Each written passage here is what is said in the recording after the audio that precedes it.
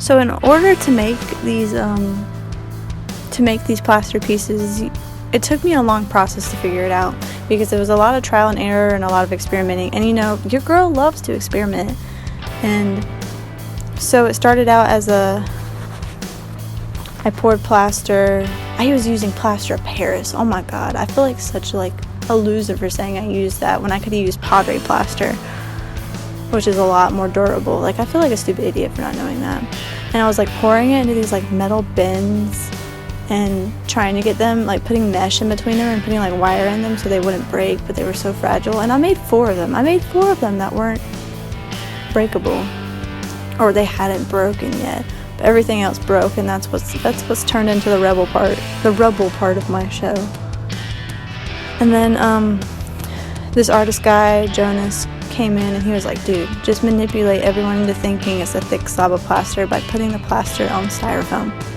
So that's how I did it. I bought insulation styrofoam and taped it up the sides to make like a border to keep the plaster from running over the sides, and it built up into like less than half an inch, and then pour the plaster on top.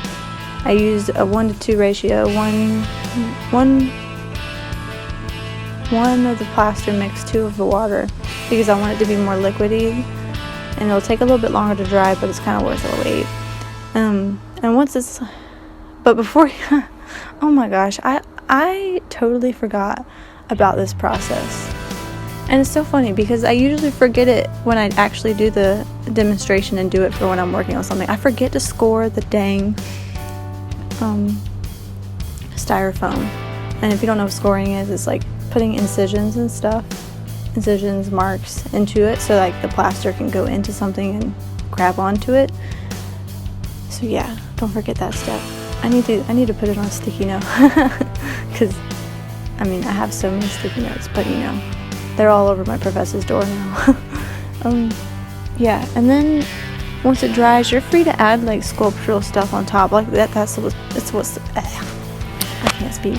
the cool thing is about plaster is it's very malleable. You can sand stuff off real easily.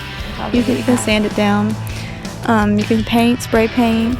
You can carve into it. Oh my god, carving is my favorite thing. And just mess it up. I'm a very messy person. I'm a go with the flow type of person. And it is what it is.